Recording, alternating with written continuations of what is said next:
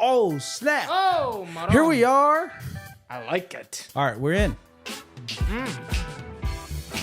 going to be a good one. I think so. I might start dancing. I don't know. Dude, I'm telling you, bro. This built-in sound. Come on now. I got my coffee. Yeah, I'll be here all day. So, this music is stupid, but we got nothing better. We're in here, episode number 5. Let's go. But you're the 5th. We're the 5th episode. Dude. Yeah, so this is Chris. Tell us about yourself. I am originally from New Hampshire, so Howley. Here with the Coast Guard. Been here. Hold on. Do we not say Howley on this podcast? No, we can, but I know some people get offended by that. I thought we had an understand. Oh. Didn't somebody talk about Dude. Didn't we have a conversation about this a little while? Oh no. It was a woman that I brought from my job. I told her, I said, you should come. And it was funny, the first time she came, you guys had Matt was preaching. Excellent preacher. My pastor. I love that guy. And he was guest speaking. So she was already a little like, well, this isn't the pastor that you told me was gonna be here. I said, I know. But it's cool. But it's funny that 2 days prior to that Sunday, she was telling me a story about how she'd been trying all these different churches on island. And the last one she went to, she was extremely offended because the pastor said, I'm a Howley. And she was just like, I'm done. I got to find a new church. So I told her, yeah, come check out mine. I love it. I'm involved. I helped him move in, all this stuff. It's great. You'll love it. It's small. She's like, I'll be there. She drove all the way from Eva, which isn't that bad. But she came, and 2 seconds into Matt's sermon, he's bringing up a story about something. He's like, us Howleys. And I immediately look at her, pan over, and there she slowly just growls and just picks up her phone, and she's done. Just totally done. The rest of the sermon. I was like, yep, she's done. She ain't coming back. She did come back, though. That's awesome. When I told her that you would be preaching the next weekend. I'm not Howley. But that's not that offensive. Bro, I didn't even know that was a thing, that people got offended by that. Yeah, I know. Until she told me. Well, I didn't know either. Yeah. I've lived here forever. Yeah. I'm 33 years old. Yeah. I embrace it, dude. Yeah. You should. So, Chris, my Howley brother. Yeah. Anyway, like I was saying, originally from New Hampshire, here with the Coast Guard. Been here about 2.5 years. I found your guys' church through a mutual friend of mine, my best friend David. We saw you preach in Eva at Harbor, I think. Yeah, at the Eva one. We saw you preach there once, and him and I were going there for a while, month and a half or so consistently. Saw you there, and then it just kind of snowballed from there. I loved the way you preached, and found out that you were starting a church, and I was like, I got to get involved, because this is kind of like how Micah said in the previous episode, getting plugged in is huge, and I definitely needed that at that time in my life. Like just coming to Hawaii, getting plugged in. Yeah. Dude. So what was life like in the Shire? The Shire. It's beautiful there because it's, the 4 seasons. I like that.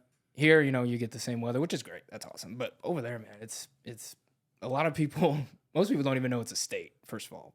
When I tell people I'm from New Hampshire, they're like, so you're from Boston? Sure. So I got in this rhythm where whenever somebody would ask me where I'm from, I'd be like, yeah, I'm from Boston. But it's nice, dude. But I don't know. I mean, it's not here. You know what I mean? Like I love it here. Yeah, I love it here. We do have multiple seasons though. You do, but I mean, I feel like I don't know. I've only been here 2.5 years, but I guess there are like rainy seasons, right? I mean, kind of. There's sun goes down at 5:30 versus sun goes down at 7. Yeah. I take offense to that. I'm just saying. I mean, I love it. It's like every day it's basically 80 degrees, and where I am in like the Sand Island area, it's like it never rains for the most part. Kailua, it rains. Yeah. What was your favorite season? Wait, hold on. Back up. I don't have sound effects yet. Oh, I don't know where to put them, but we gotta back up.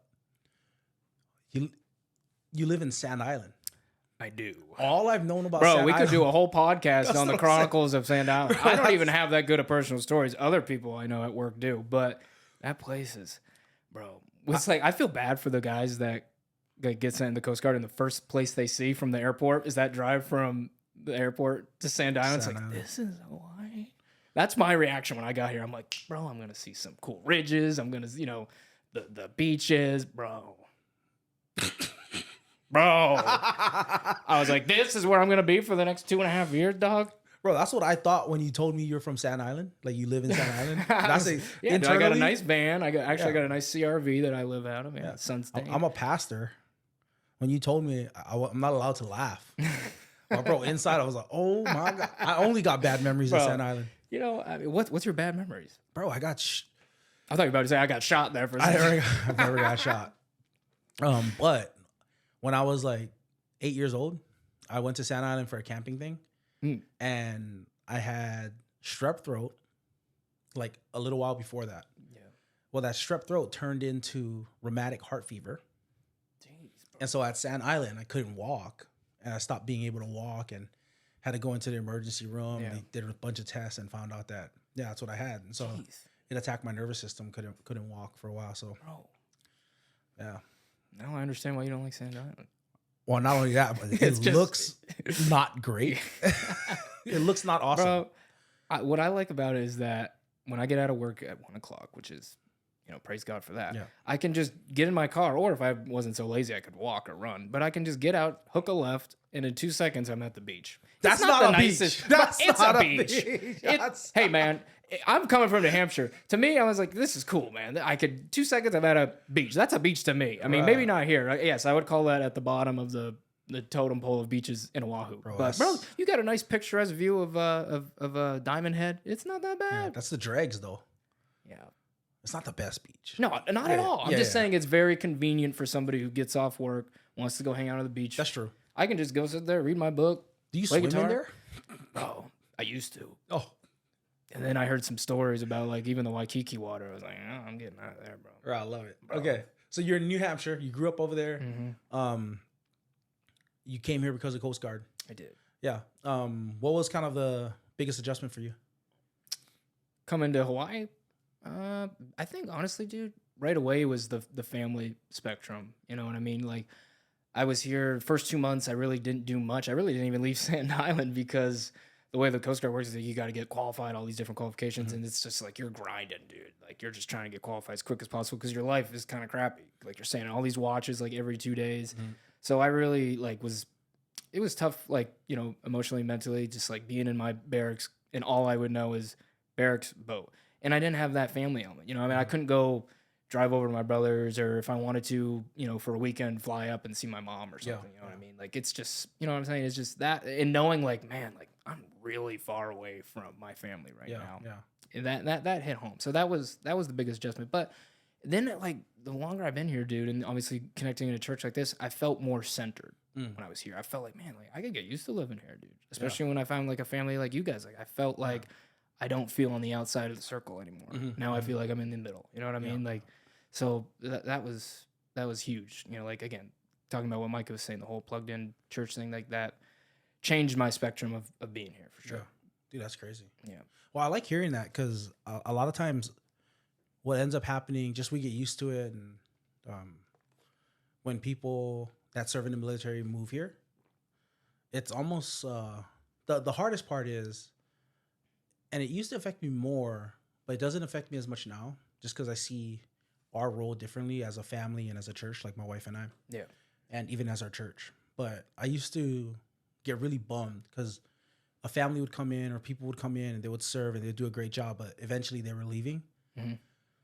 And that would be hard just thinking about that. Yeah. And then just because, like, if you're in the military, there's the thing I thought, you know, like I never talked to anybody about it, but you just make assumptions. So when you make assumptions, you make a out of you and me. And so as a family, one of the things I've learned, I guess, is how important it is to get connected and to stay connected. Just even as a church, like when people come in, this is the life stage they're in. That if they're in the military, if they're serving in some capacity, they're here for a short time and then they're gonna go. Yeah. And that doesn't have to be a sad thing. It doesn't have to be like a terrible thing. It can be a thing where you're making connections that will last years, you know. And as I've gotten older in ministry and I've served longer, almost 10 years now in Hawaii, the coolest thing is meeting someone and then they leave. You know, you get connected, they leave, and then they come back. And when they come back, it's like they never left. Bro, that's what I can't wait. I mean, I don't want to leave, but like I keep thinking about that. Like I know I'm going to be here. I'm already making my mind like when I do leave, if by chance I do come back in maybe 6 months, I'm always going to make like once a year I'm coming back here. Yeah. You know what I mean? Yeah. It's Like home. it's not like I'm not ever coming back. Like I'm gonna make sure I stuck some money aside in my savings. I'm flying out here once a year. Yeah. Definitely gonna come see you guys. Come to the church. Give you guys a big old hug. Like, you know what I mean? Like I'm making that a priority. Yeah. To come back. And we're family. So like that's the cool thing, I think. Like one of the best parts about the gospel, and then I want to hear more about your story, how you came to believe in God, and also hear about how you're living that out and the things that you're pursuing. You're doing your art and all of these things, your music, serving in our church in incredible ways. But one of the things that I am just excited about when it comes to the gospel is how you and I probably wouldn't have crossed paths. Yeah. Just because like I'm living in Waipahu, you're living in good old Sand Island. the dunes of Sand Island. Bro, that's my home. Bro, I'm sure, bro. I'm sure. The part of my identity.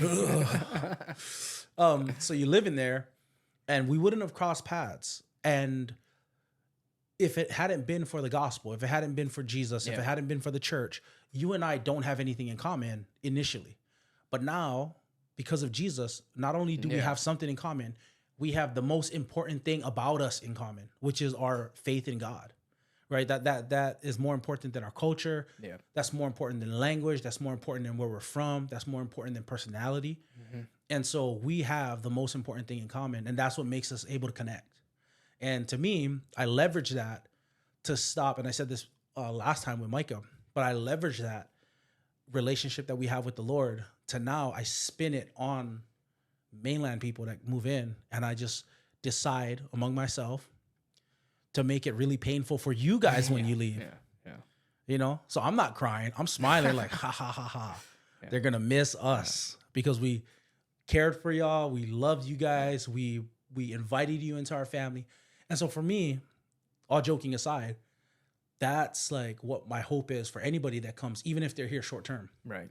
That we make it like that they feel and experience the love of God and the family of God. Because I think that's ultimately what our strength is in Hawaii, is we're big on family. Yeah. But we can't be big on family to the exclusion of others. We're big on family, and like just for my own family, you've experienced this. Hey, we're inviting as many people into this family as we can. Yeah. That's how we got an adopted Chinese brother named Joe Lee in all my family photos. Let's go, Joe. Shout out Joe. And now Angel. But Joe is, if you see my family photos from like 6 years ago, there's a Chinese man in there. That's my brother, Joe Lee. And we love that guy. But Joe. That's our hope for everybody, that they would sense that they are a part of this family. Yeah. You know? So yeah. What was it like for you growing up? Did you grow up in the church or? Yeah. So when I was growing up, I was raised Catholic. And it's interesting because when my parents divorced, right? And when I was probably 8, and when they divorced, stopped going to church. And actually when I was up until first grade, I was at a Catholic school. Oh, wow. So, you know, every Wednesday, I think it was, we all had to go to mass. And it's funny, like back then, bro, like, first of all, I was young, but I could never, even at that age, and I have a really good memory, I can always remember, I just could not get, like, it didn't connect with me as a little kid, like Catholic school. And I was always petrified of these statues, bro. I mean, this building, our school, our Catholic school, bro, was built in the 1700s.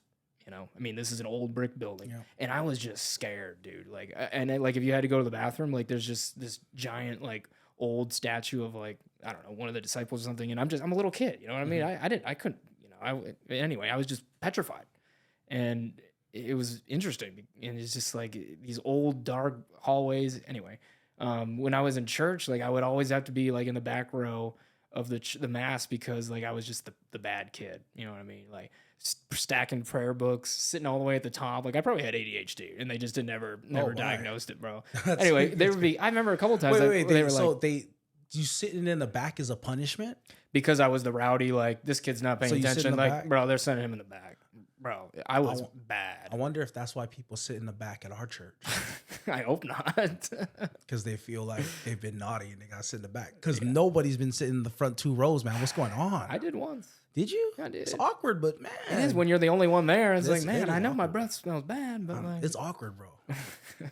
Anyway, I used to like stare at the prayer books, sit at the top. They had to take me out. It happened a couple times.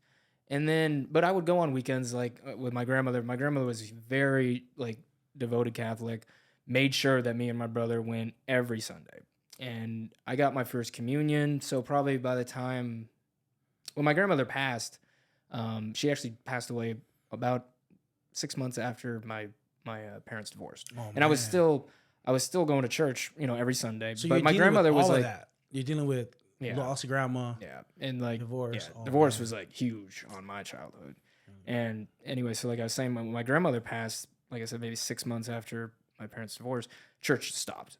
Me and my brother just didn't go anymore. Because my parents, like my weekends were with my father, and my father was just, my dad was the kind of guy that says, oh, I can't go to a church because it's going to burn down. Mm-hmm. He's still that way.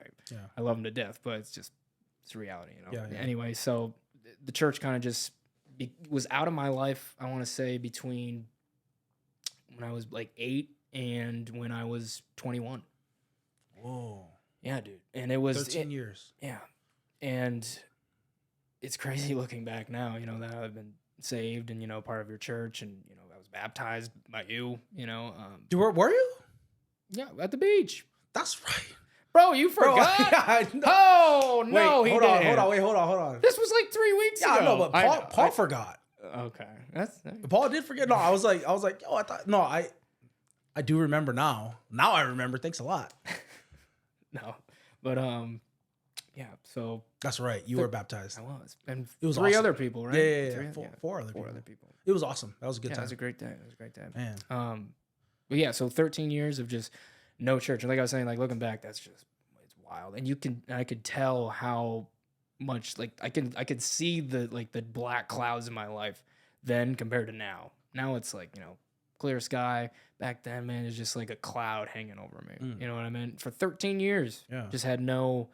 People would make, to me, I thought religion was a joke, you know what I mean? Because I remember that's my environment, my own family, you know what I mean? Like my parents don't go anymore. Like obviously the kids at school, they never treated it. I went to public school after I went to Catholic school. So public school, nobody goes to church, at least where I was in New Hampshire. Yeah. So anyway, I turned 21. It's the summer heading into my junior year of college. And my best friend, David Graham, who's here on island, he goes to the harbor in Honolulu. Shout out Truthful Sessions. Him and I reconnect. We went to high school together down in Myrtle Beach, South Carolina. And I'm in college in New Hampshire. And like I said, that summer, heading into my junior year, we're like, man, let's do a little reunion. Let's hang out with other guys from high school. Let's and play some music. Like him and I used to joke about it when we were in school, like make funny songs or just like. And at this time, do you know that David Graham is a Christian? I did, yeah. Ever since I met him junior year of high school, and I knew he was Christian. Yeah. So how'd you know that he shared it with you? Yeah, he shared it with me, and there was because I went from high school in New Hampshire to Myrtle Beach, South Carolina, and it's night and day. Yeah, sure. Down there, everybody's Christian. Yeah. You know what I mean? In South Carolina, Southern Bells, man, they are all Christian. You know what I mean? And I was like the outlier. I was like, well, you guys they do church, and they have churches in shopping plazas, because where I'm from, it was a giant Catholic church built in probably 1900. You know what I mean? With the statue's eyes, they feel like they're following you. So I told you, that's what I meant when I was a little kid. Yeah. Like you can understand little kids, like they don't know better. I was ignorant, you know what I mean? So I was scared. But anyway, so I meet him. I'm in summer before junior year of college, and we hang out in Myrtle Beach for like 4 or 5 days.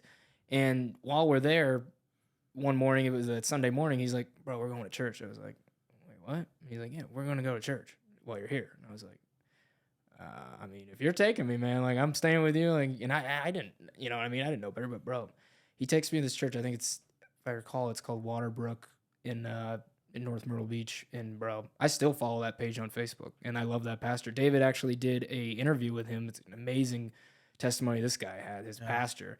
Anyway, I go to this church. I'm like, bro, this is what Christian churches are like? And he's like, yeah, man. I'm like, dude, where has this been all my life? Forget about the 13 years when I was a kid too. Yeah. Because it's just like, this is what I've needed. You know what was it? What was it about the season of life you're in, or definitely the season of life? Because college is I think, as most people know who go to like school, like big party schools or whatever. I'm not saying my school was a party school, but college in general, you know what I mean? It's filled with everybody's partying. You know what I mean? Like if you're not like a Christian or anything like that, you know what I mean? Like, if you are Christian, you're likely you know what I'm saying? Sure, you know what I mean. But it's just that kind of culture, you know what I mean? And I go from that darkness to find like the light of a church like that, and it was just like, man, like it opened my eyes. You know what I mean? And again, like going back to your question, it was just the structure of service. I mean, have you ever been to a Catholic service, a mass? I have It's been. all structured. You know what I mean? It's very, like everybody's wearing their gowns and stuff. You know what I mean? Like it's just, I don't know how to explain it. And I think part of it too was just when I was growing up, I was forced to go to Catholic school. I was forced to go to church. It was more of like, like a job to me. You know what I mean? And also just like I said, the whole like the image of like the Catholic church and all that is just it was a lot. It was heavy, and it never connected on a personal note. Yeah. You know what I mean? And then going to his Christian service, the worship music, the way he delivered his sermon. You know what I mean? Like, and we're not in this church. You know what I mean? We're in a shopping plaza that they turned into a church. You know what I mean? Like, it felt like I was at home. You know what I mean? So that, to answer your question, it was that. That's interesting. Yeah, I have been to Catholic mass, and I think that like as I've gotten older, I start to appreciate some of those worship elements more. When the first time I ever went to a Catholic mass, though, I was in college. Yeah, and it was it Good Friday or something like that? I think it was Good Friday, and I didn't understand what he was saying, the guy. So I ended up taking communion like a Catholic. I didn't know. I was like, you go up in line, everybody's crossing, and they have the cup with the wine, and they're cleaning it for you. And, Then I was like, oh, okay, I did all of that, and my friend was like, bro, you're not Catholic. I was like, oh yeah. I was like, I'm just copying what everybody else is doing. My bad. But yeah, so I do start to kind of appreciate some of the elements of the Catholic Church. Of course, I got my disagreement with some things that are taught, but you go to this church in South Carolina. North Myrtle Beach. Yep. And when do you experience like the transformation? Yeah. So let me clarify. Like, yes, I went and I was like, man, this is great.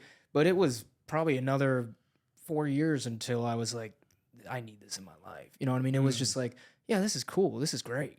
Like, I wish I had this in my childhood, but I didn't take it seriously. Yeah. You know, and I'm being honest with you. Like, I was like, man, this is great. But like when I get back home to New Hampshire, I'm not going to go on Sundays when I'm in college, my junior and senior year, and go find a Christian church. It just didn't happen. It didn't connect with me that strongly. But then junior year, Christmas time comes around, I go back to see David, and again we go to his church, and it was like that was probably the first time in between that trip in July or whatever it was in December, I went back to church, same experience. Like, man, this is great. Like, we wrote a song about it. Like, I wrote a song called Faith. Like, I found my faith again. You know what I mean? Yeah. And I love that song, but like it like I was saying, like it wasn't strong enough that while I'm in college, I'm going every weekend.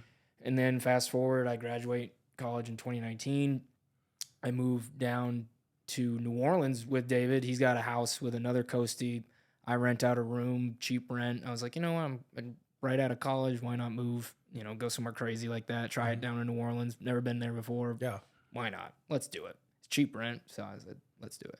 And it was there that, well, even there, like it wasn't, God hadn't fully reached my heart. You know what I'm saying? I wasn't fully connected to the church, but I was going with him on every Sunday.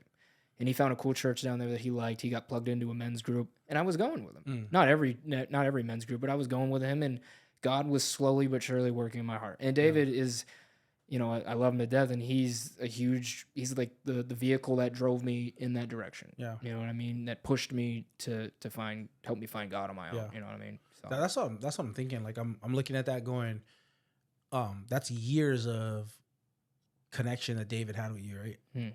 And it's cool to see, because a lot of times we try to share the gospel with our friends. Yeah. And you know this. You share the gospel with your friends, and you want to see change now. You want to see change immediately. And if you don't see change immediately, there's sometimes you feel like you failed. And at the same time, you got this relationship built up, this relationship capital built up over a long period of time with your friend from high school that you kind of knew, but you weren't close with. And then over time, he takes you to church. And then 1 year later, you go back to church. And then just him following Jesus over the long haul. And then you are kind of like going in and out of being connected with him. Yeah. And finally, 4 years later, like he's inviting you to church again. You're living with them. Yep. You're a part of the church, and God kind of does a work in your heart. And you're a believer. Yep. That's crazy. Yeah, dude. It reminds me of that story. Do you remember when Jesus is healing people in a house and there's no space for anybody, and they got that there's a paralyzed guy, he can't walk, and so he can't get in the house, and so his friends just get up on the roof, they rip out the ceiling, and they lower him down, and Jesus heals the guy because of the faith of his friends. Like, I'm just thinking about that. There's at least that huge one friend. parallels. Yeah. Yeah. Just like caring for you enough to keep sharing the God, to keep bringing you to Jesus, right? And you never know. You never know what Jesus will do for your friends. Yeah. Like if you just keep bringing them to Jesus, and it's cool because Jesus delights to heal. He says, anybody who comes to me, I will by no means cast out. And that's cool to see that working on your life. And there was nobody else like pushing me towards religion. For it real? was just my best friend David. Yeah. It was just him all those years. Dude. It's not like I'm hearing it from other people. Yeah. Like you should, because my own family like would joke about it. You know what I mean? Like so, it was just one dude. Yeah. Helping me. That's amazing. Find the religion. You know what I mean? Find faith. Find faith. Yeah. And then so help me find Jesus. Yeah. So then after New Orleans, what happens? So David goes to school. He's in the Coast Guard. He goes to school in DC. 6 months later, he gets sent here. I joined the Coast Guard to do what he's doing because it was COVID. I was having a terrible time trying to find work as a journalist. I went to college for journalism, just couldn't find work. And I said, you know what? I want to travel. I want to see the world. I want to take a risk. Take a risk, travel. Plus, it's COVID. See the world. It's COVID. Travel. I always saw it as an adventure. something great. You know what I mean? Like, and that's what they say in like these military websites. They're like, "Why do you want to join?" Yeah. It's like, is it for free this or like healthcare or is it like adventure? I was like, yeah, adventure. That's amazing. Because the money ain't great. Yeah. At least to start out. Oh. Like I'm not, you know what I mean? But I'm sorry you had to buy me this $5. bro. Speaking of which, next one's on you. I'm just kidding. I'm kidding, bro. I'm so sorry. Bro, I should have got money ain't real. I should have got the tall. Yeah, sorry, I should have just showed up with 2 Ventis and you said Grande. I was like, bro, I like the Grandes because I actually like the ratio. do you? Yeah, if you get the Venti, you get too much coffee. Wow. Dude. Yeah. Well, you just got straight. I did. That's dark. I used to always get darkness. cream and sugar in my iced coffees, but then I was like, you know what, I'm done because I drink my hot coffee black too. So I'm like, you know what, I don't need this cream in my life, man. Wow, that's. And I figured also at the same token, it's like, and I have to say light ice because if you don't, you know, they're gonna fill it to here, you know, or actually like more like here, and then the rest is just all ice. Yeah. Wow. It's like 1/3 coffee. Yeah. 2/3 ice. You know, as you're sharing your story, bro, just I was hearing you say like you wanted a change. Yeah. You wanted adventure. You wanted just other opportunities. You wanted to see the world. Yeah. And God in his providence brings you to Sand Island. Bro, I hit the jackpot. All right. I think being in Sand Island, I hit the jackpot. Bro, because in boot camp, they give you this list, right? And they're like, where are the top like 4 or 5 places you want to go? I remember I put like number 1 was like California, because I've never been to California. Never been west of New Mexico at the time. And I put that number 1. I put like Washington State, the Seattle area 2. I put this 3rd. 4th was Florida. And I was like, there ain't no way I'm ever going to get Hawaii. I didn't even really, I put Hawaii down just to put it down. You know what I mean? Because I needed to fill in the rest of the page. I thought for sure I was going to go to like Seattle, LA. Hold up. This is the problem with our thing. Oh no. All right. So I think where we was you shared earlier that you wanted to see the world. You wanted adventure. You wanted to chase the glory, see what it tastes like. Yeah. And military. Well, I wouldn't even adventure, Coast Guard, all of those things. And God sent me here. Sent you to a Sand unit Island. on Sand Island. And I said, I think it's the jackpot for me. Like I love it. Because as I was explaining, it's a jacked pot.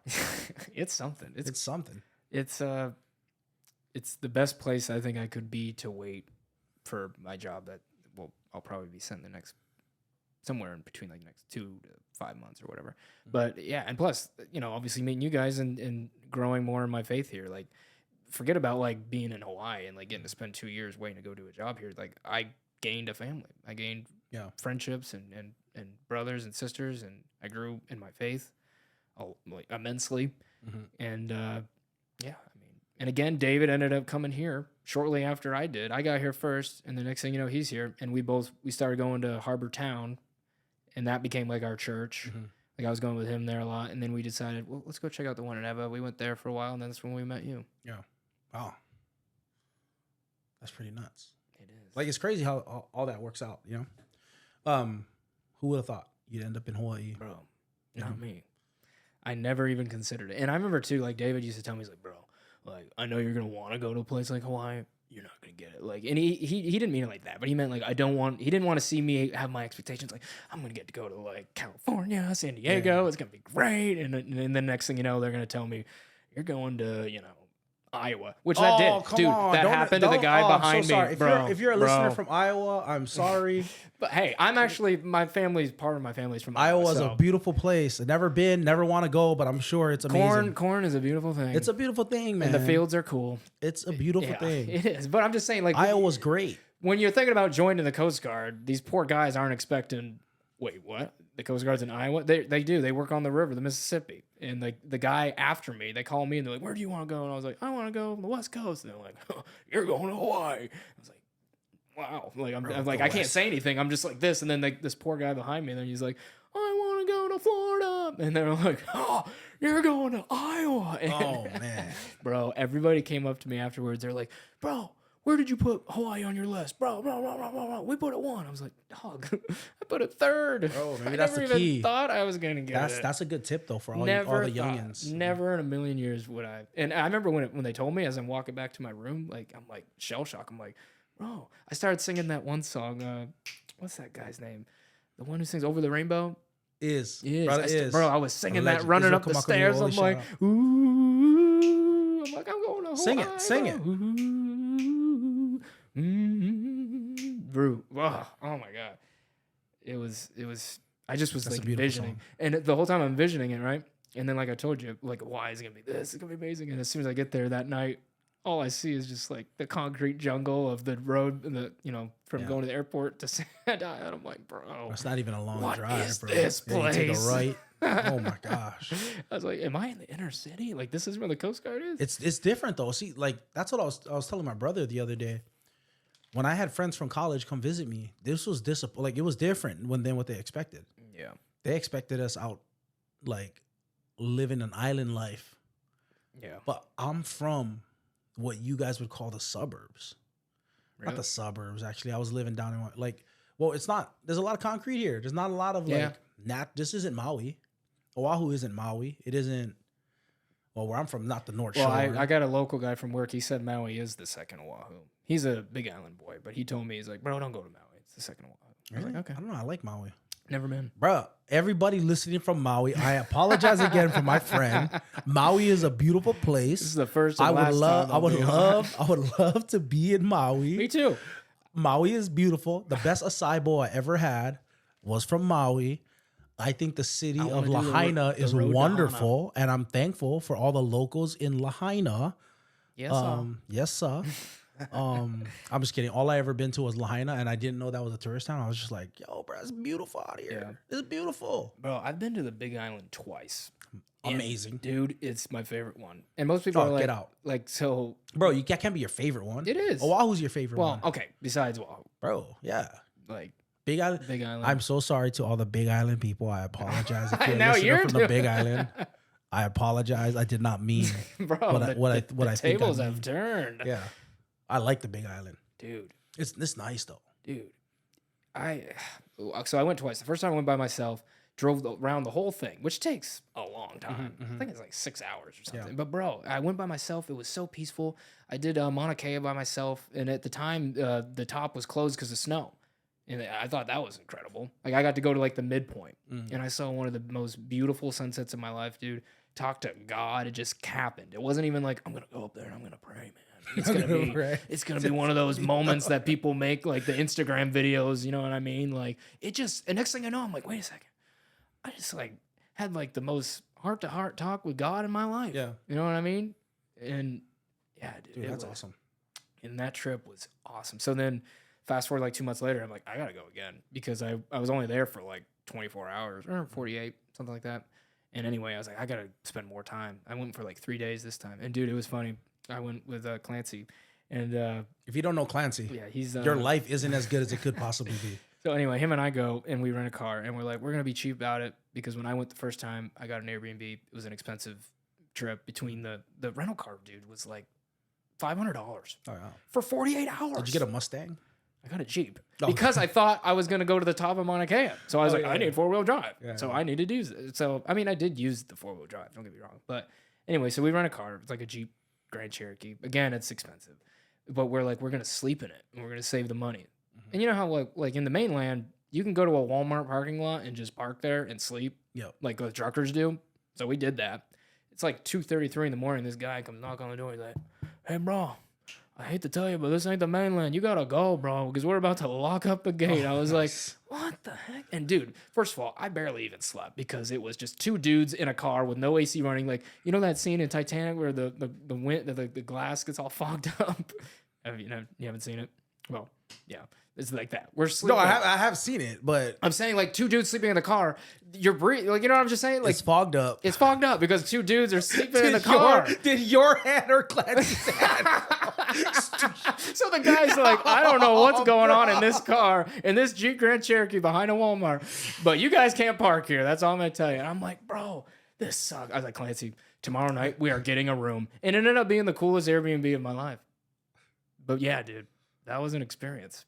That's I can't comment on. Anyways, the Titanic.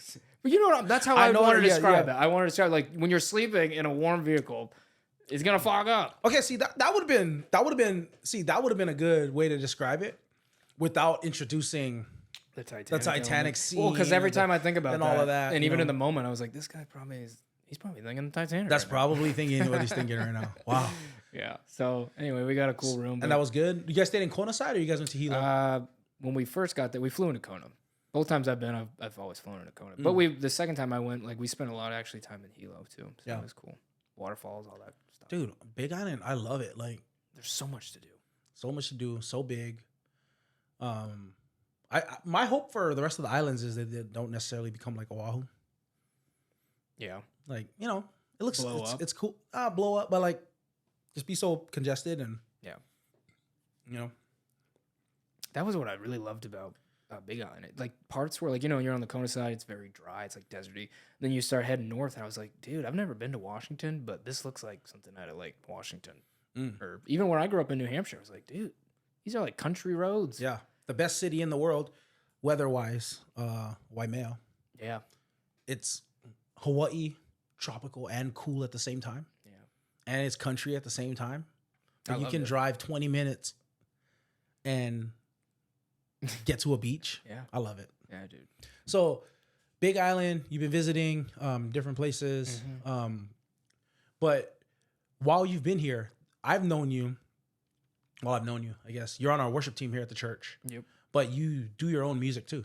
Yeah. So, what's that been like? What's it been like for you kind of pursuing your music, and how did you get started in all of that? You said you've been playing since high school? Well, actually not even high school. I actually picked up the guitar in 2019 when I graduated college.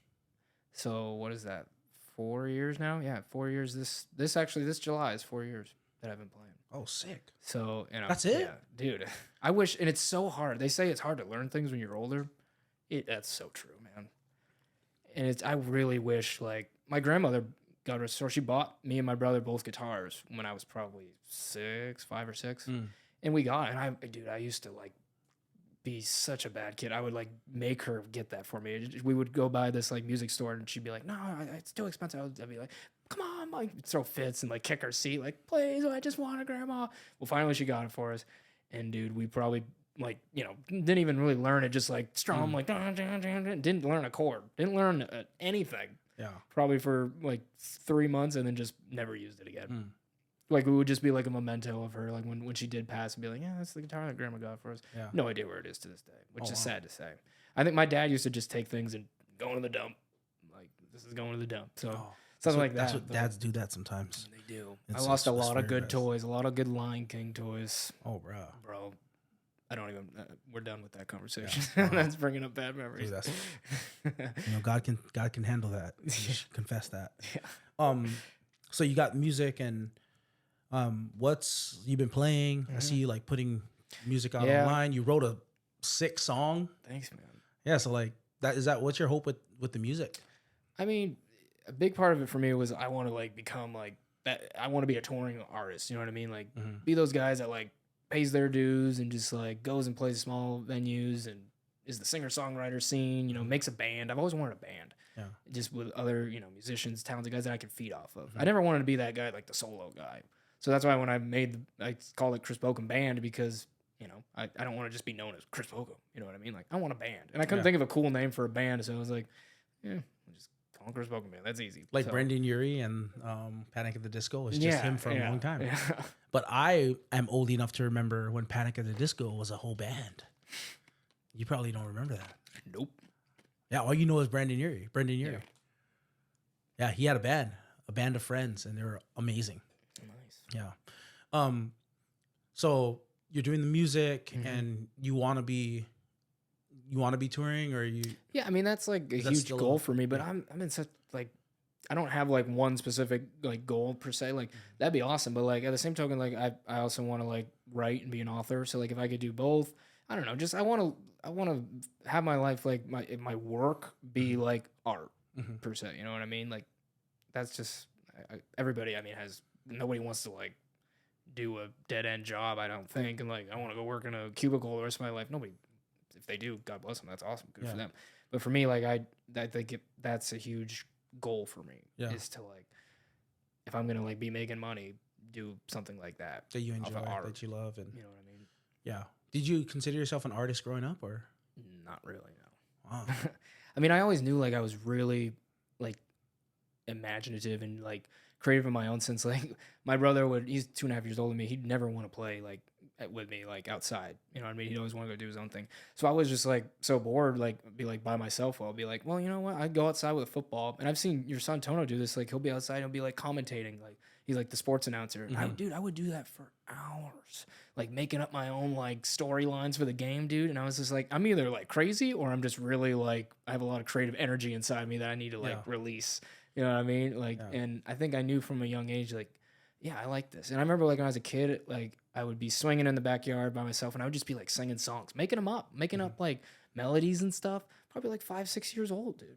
And I was like, I knew like, I think music is going to be creative. Like these things are like, and then later in life, like college comes around. That's when I kind of discovered that like, you know, while I'm in college, like, oh, I'm going to go be a journalist and like cover sports, which is cool, but it's a tough field. But then I was like, maybe this isn't what I want to do. Like I want to be an artist. You know what I mean? Like I want to do that. Yeah. So that was a tough moment in life when you graduate college and it's like I don't want to be the you know like the safe job of like being a journalist. Like that's not where my heart is anymore. And dude, when I was in high school, David can attest to this. That was my life. I did everything in my power to become a journalist. Really? Dude, there was a job in Boston that I wanted since I was like probably 15. It was this like intern at the Boston Globe. If you may not know, I know the Boston Globe. Boston Globe. So it's a big paper in the whole New England area. It's huge, nationwide too. But they had this program for sports journalists. You like intern for 6 months while you're in college. That's your job. All you do is intern, and you get college credit for the whole semester. When I was like 15, 16, bro, I heard about it. I was like, I'm doing this. I'm going to put every effort I can to get it. Lo and behold, I got it. Which was crazy because I was at a school in New Hampshire and most of the people getting it are in the Boston metro area. Somehow they accepted me. I mean, I was putting in work, dude. And I got that job. And I remember while I was there, I was having the realization that, like, this isn't what I want to do with my life. I want to be a musician or I want to be an author. Yeah. And it was a tough punch to take, bro. Because you're, like, at the place that you wanted to be. That was the only, like, goal I've ever set in my life. I was like, this is what I'm doing. And I actually did it. Yeah. And when you get to the top, that's when you realize maybe this isn't what you want. It was a tough. That's interesting. It's a tough thing to swallow when you're 20 years old, you know, and you got now I have like $50,000 in student loan debt. You know what I mean? that I'm still trying to pay off. Hey, I'm almost there. I think I got like 4 years to go. I'm That coffee, so sorry bro. that you bought me. You this better coffee. enjoy that, bro. You know what? We're gonna go back and we're gonna get a free or the 50-cent refill, whatever it is, to make it worth I'm it. so sorry. I'm so sorry that you got this coffee. But that is an interesting thing. Thinking through like work as it relates to your passion. Yeah. Because I was in a similar boat. You know, like I was in a similar boat. I wanted to be in law, and it just for me, like at some point, and that's a longer story, but at some point that shifted, and unfortunately I had gone to school and I graduated, and it was that next step I was going to take. Am I going to pursue this? And it was around that time that God kind of made it clear that, and made it clear, not that he spoke to me in any like audible way or anything like that, made it clear through like what my desires were. Yeah. And my desire all of a sudden became like, I was dedicated, wanting to pour my heart out to studying the word and to telling people about Jesus. Like that's what happened. But like, it's like a dream dies. Yeah. You feel like you can't do what God's calling you to do without letting go of something. You know, like there's something that you let go. And for me, it was the worldly in the sense that Paul uses it in 1 Corinthians, meaning earthly dreams and goals that I had in order to do what God was calling me to do. Which was unreal. It feels like you lost something. Yeah, it feels like you lose something. And dude, like the stronger I've gotten in my faith over these years, the more and more I'm realizing like like being a musician, writing books, being a journalist, it's not going to bring you fulfillment, man. You know what I mean? It just doesn't. And that's being closer to God. You know what I mean? And ever since I gotten involved with this church too, the more and more I'm seeing it, the more and more I'm realizing like, yeah, it's great to have these goals, but that's not gonna fill the void. Right. You know what I mean? Like, it's just not. It's not. And it's so freeing when you finally realize that. Like the shackle is broken. You know what I mean? Like, and just finding peace and contentment. You know what I mean? Yeah. And still, I think we had conversations of that early on, a while back, early on when we first met, where it was like I was always eating at my heart. Yeah, and I was encouraging you, like, hold it loosely, but also it's not wrong to pursue the things that God's laid on your heart. Yeah, it's just that you won't be destroyed if you never attain them, because that's not ultimately the goal. The goal is glorifying God. The goal is making much of Him, and if you don't achieve the goal you have or what the world defines as successful, that doesn't matter. That doesn't make or break you. You're already loved by God. You're already affirmed by Him. Yeah, you won the lottery. Yeah. I mean, you're living going on to Sand heaven. Island, bro. I'm here. Not I'm that. Yeah. Well, you gotta take some L's sometimes. You know, God want to humble. God loves. That's an L to you. God loves His children. I'm just kidding. I love Sand Island. For all you people living on Sand Island, if you are listening to this somehow because you found a way to get Wi-Fi, oh jeez. I am so sorry. I appreciate you guys. But yeah, it is important for you to have that perspective, especially while you're going after something. And another thing, just thinking about it, is our jobs do have, they do have importance, right? Like our job is how God provides. Our job is doing our job well is how we can glorify God. And it's pretty cool because you're pursuing music and you're pursuing your art. Mm-hmm. You're working full time for the Coast Guard, and at the same time you're holding all of it loosely. Yeah. And so you really are free. You really are untouchable. Some days I need to remind myself that. Right. You'll wake up some mornings and be like, man, that stupid TikTok video only got 50 views, bro. Like, I'm not going to make it. It's like, why? I'm finding myself falling in that trap again. You know what I mean? Like, I got to catch myself. Right. Because this doesn't really matter. Yeah. It doesn't ultimately matter. Like views, bro, views. Yeah, we got to get views. By the way, like and share this so we can get more views. Yeah. This needs to go. Yeah. And so maybe not this specific podcast. You know what's interesting? Somebody was asking me my goals.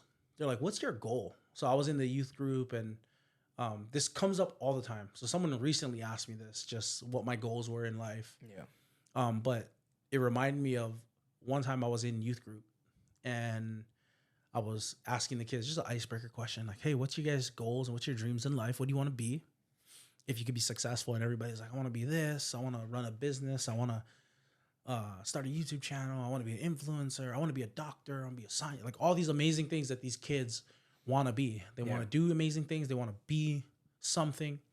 Astronaut. Yeah. And then somebody asked me like, hey, you didn't go. What is your dream? And I was like, this is my dream. I want to teach the Bible, and I want to tell people about Jesus and see their lives transformed by the gospel. And one of the kids goes, this is your dream? Like, what? What? And at the time I was like, oh my God. I have such low this is my dream. This is horrible. But I didn't take it like that because it is my dream. Yeah. And so this person asked me recently, what is my dream? What's my goal? Like, do I want to do more? And I said that my goal, this is just my goal, bro. My goal is just pastor Harbor Church Waipahu. And you're doing it. That's all I want to do. I want to be, and this is just like, love my family well, serve God, and I want to be faithful to our church. Yeah. I have no other goal outside of doing this. That's awesome. And just, I don't even have like church growth goals or like, what do you want your church to be? I want to be faithful to the people we have right now. Yeah. I want to pour my life out right now. I don't know when God's going to take me, but I want to be as faithful as I can to the people that we have, I just see my role as a pastor. I really see it as shepherding the people that we do have here at the church and helping them achieve all their goals, helping them do what they do to the glory of God. Like when we talked about your music. Yeah. I mean, I told you that you could take your music and glorify God with it. Like go get it. Go out there and have the perspective that what I'm going to do is going to be making much of Jesus. And that doesn't necessarily mean producing Christian music. Yeah. It doesn't mean on every single album you got to have a cross on it or something like that. But it does mean that you operate in a way that's straight up, that you're not deceptive, that you honor your commitments, that you do as best a job as you can. That's how you glorify God. Don't be out there saying you're glorifying God, singing flat notes at your gig, not showing up on time. Or also like the themes of your song. The themes of your song. You know what I mean? Yeah. Like, that's been huge. Yeah. Yeah. Like, it should be different. Not because it has to be different, but because you're thinking different. You believe different than the world. Yeah. Right? So you're not going to be singing The Trouble with Girls, They're a Mystery. Yeah. Yeah. Actually, that's a good song. Yeah. I like that. That's good. Yeah. It's a good song. Yeah. I like country. Yeah. That's a good song. It is. Bro, I wrote a song. I started reading Matthew, and I think it's Matthew 8, where he talks about, your foundations. Mm-hmm. And I wrote a song. It stuck out to me. I was on the Midnight Watch last week, and talking about, like, you could be the fool that builds his house on sand. Mm-hmm. So I wrote a song called House on Sand. But while you're on Sad Island? I was, yes. And you're like, I gotta get out of here. But bro, that seemed to be me. Like I felt like for a long time I was that foolish man. And like I was that guy thinking I'm building my life on these false foundations. So I wrote a song called House on Sand. Wow. And I can't wait we actually recorded it at your church the other night. And so well, that's your church too. Oh. You're a part of our church. That's your church. Yeah. You guys always ask me, I'm like, it's open. Micah has a key. Just go. I just, just trying to be respectful. You know what I mean? Yeah, it is. You're on the worship team, and that's Micah's little drum booth. Yeah. And that's where bro, I was in there the other night, dog. It was hot. It's hot. And I'm in there taking multiple takes, and I was like, dude, I got to get out of here. It's like 11 o'clock, and I'm on my third take. I'm like, this is just not going to sound good because I'm just miserable. My hands are just drenched. Dude, can't even, like, play the guitar. I felt, oh, God. I was thinking you guys could drill holes. Get some circulation in there. In the top. Yeah. No, but I love that, man. I love that you write music, and I love that. I think that... It's very therapeutic. Yeah. And like even your song, Dare Me. Yeah. I love that song. By the way, you guys got to listen to it. But I really believe in that the gospel is not just advanced through pastors and preachers and church, but it's advanced as Christians go out and live their lives. Yeah. Live their lives to glorify God. Right? Yeah. We talk about that to all of the new members at our church. You are a mission. You are an advocate for the gospel. You are a proclaimer of the gospel. So in everything that you do, you make much of you make much of Jesus by doing it well, doing it with honor. Yeah. And I really strongly believe that we get the message of the gospel out in every way possible, Sure. right? Every way possible. All of our lives submitted to Jesus. And for you as an artist, that's what it means. That's what it means to do. Like when I was talking to my brother the other day on this, like even here, and we were talking about how the way he's called to glorify God is way different than me, right? Mm-hmm. Yeah. It's way different from me.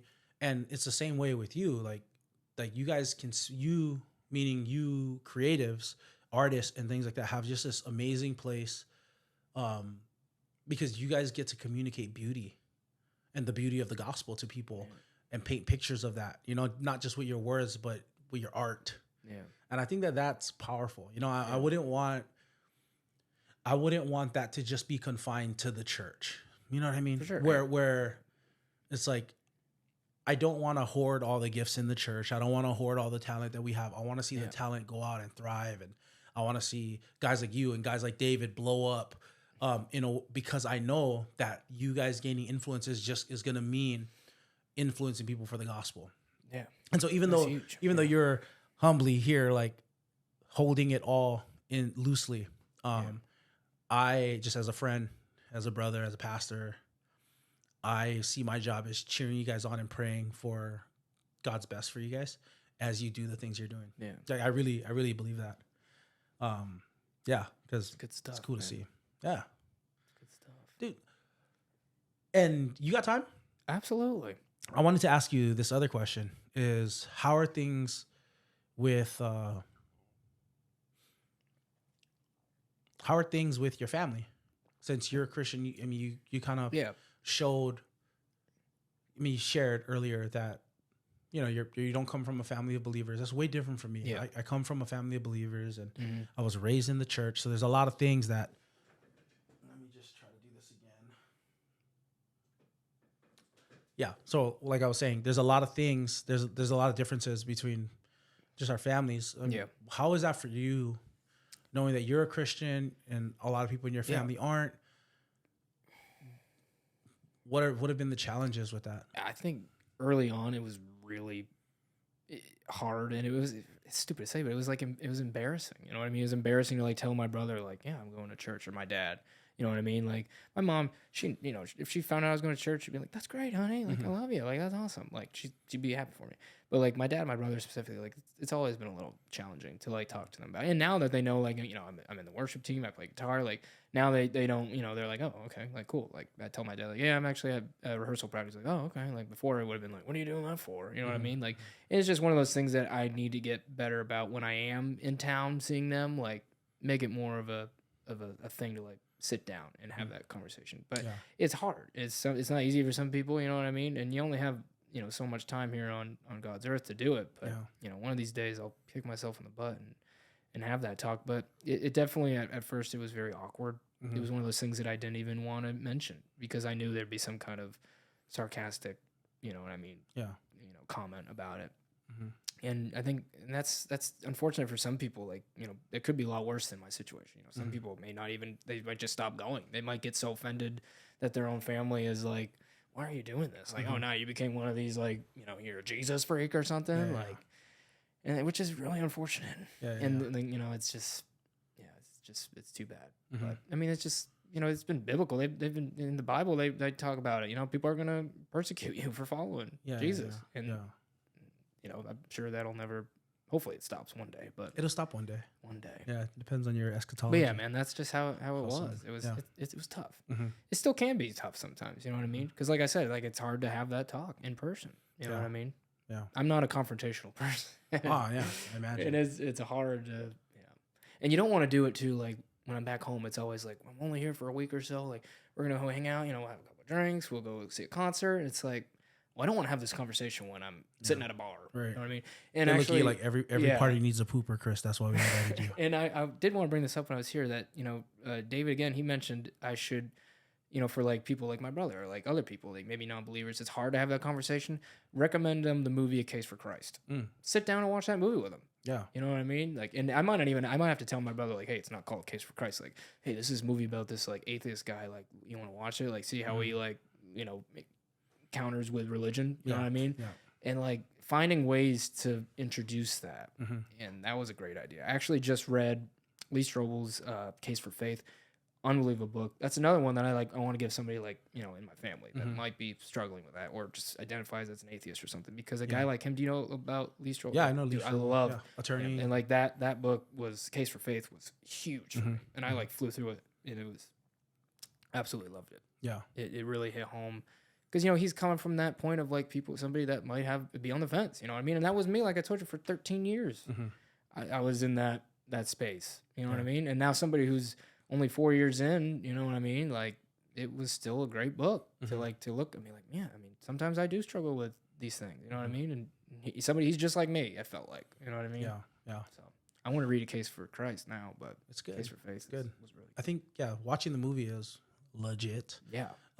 But as just dealing with family that don't believe, I think one of the things that makes it hard too is they know your mistakes and they know your past and they know your weaknesses and your flaws. That's so true. And so I think what you do is you lean into those, right? And that also makes us relatable because we are broken and we're still messed up in so many ways. And we've been going through the book of Corinthians and the church is messed up. It's just a messed up place.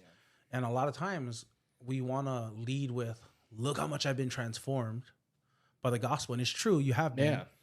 At the same time, the thing that makes the gospel beautiful is the darkness of our sin, right? Like the gospel is good news and it's only good news because there's bad news. And the bad news is all of us have sinned and fall short of the glory of God. All of us have denied God. All of us shake our fist at him. All of us run away from him.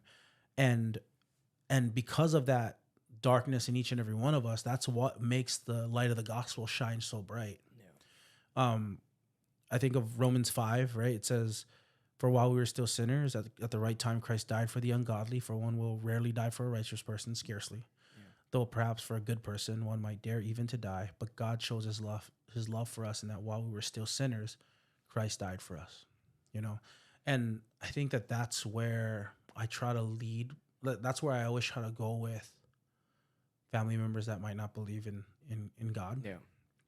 And then just understanding, hey, Christ died while we were still sinners, because a lot of people have this idea that what you now believe in is obedience and God responds with blessing. Yeah. That's what a lot of people probably believe, that you're obedient and you did all these good things. You started going to church and now you're blessed. When actually the reality is, no, you're going in response to the blessing that God has already poured out. Yeah. The love he's already shown you, right? We love because he first loved us. Right. And I think that's the part of the gospel that I'm still trying to figure out how to communicate that clearly to people that don't know Jesus. Because sometimes what they're rejecting, ultimately they're rejecting Jesus and God if they don't believe. But what they're ultimately rejecting sometimes is a wrong view of the gospel. That's heavy. That's good. Isn't that true? Like they're rejecting, like when they tell me like, I don't believe it. I don't believe that God's just going to bless you because you did. Oh yeah. What you're rejecting is I reject what you reject. I don't like that. Like that's not good news for me either. Cause if being a Christian was based on my performance, bro, I'm out. You know this. Yeah. We're in community group together. We are. You know this. And so that's not the good news of the gospel. And so I would just encourage people to kind of take that angle with it, for sure. Especially when you're dealing with family, man, you're dealing with deep relationships and people who know you. Yeah. You know what I mean? Like I knew you 5 years ago when you were in college. You know what I mean? And oh boy. Even the way Paul says to deal with fathers, right? He says, deal with older men as you would a father. Yeah. And so still remembering that, like, just, I'm thinking about you and your dad. Yeah. Still remembering that there is a special relationship that between a father and a son. And so you don't share with your dad the same way that you share with one of the boys. Absolutely. You share with respect and honor and still dignity because he is your father. Yeah. And like, that's cool, man. Yeah, man. Yeah. Well, I pray that they would come to believe, man, that you would have a great witness in their life. Yeah. Just not a Jehovah's Witness in their life. Bro. They ever come knock on your door here? Yeah. They're cool. Yeah. They're cool in a sense. Like, meaning like one of the things I appreciate about about them is that they believe in what they believe in so strongly that they're willing to go out knock on your door for it. I think James White says this. He says, what the cults would do for a lie, Christians wouldn't do for the truth. Bro, we got the truth of the gospel, but we're too dignified to go share it with people.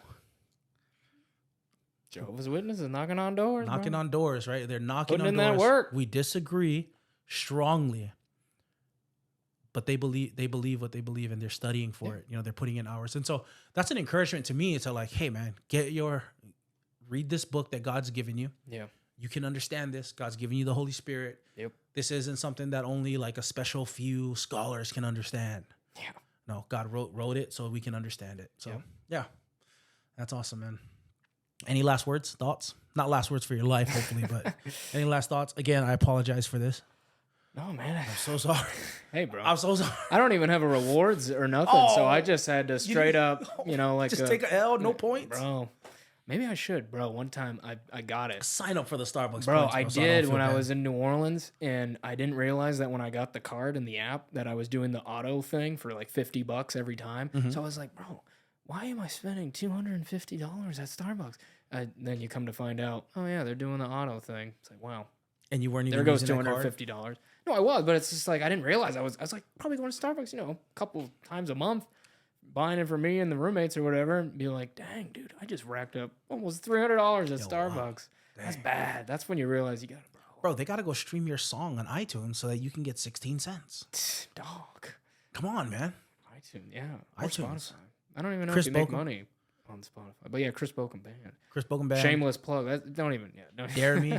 That's a good song. I hate when they do that on podcasts. Like, all right, well, here's my tour dates. Like, shameless plug. Like, this is why I'm here. Dog, this is a shameless plug because we are in Christ and we are no longer ashamed. Yes, sir. We're unashamed of the I need gospel Auntie of Donna Jesus Christ. back here. We need Auntie Donna back here. Yeah. We're unashamed of the gospel of Jesus Christ, and so we make shameless plugs here. Shameless. But yeah, man. Thank you so much for jumping on. Thank you, dog. Yeah, Love man. it. I appreciate you. I love It's you. been an honor. Yeah. Let's do it again. We're doing it again. We're doing it again. If you stay here long enough, we'll do it again. Oh, I'll be here. You're not leaving next month. No, I don't think. Praise God. Sick. All right, man. Thank you. Love you, man. Love you too. Appreciate it.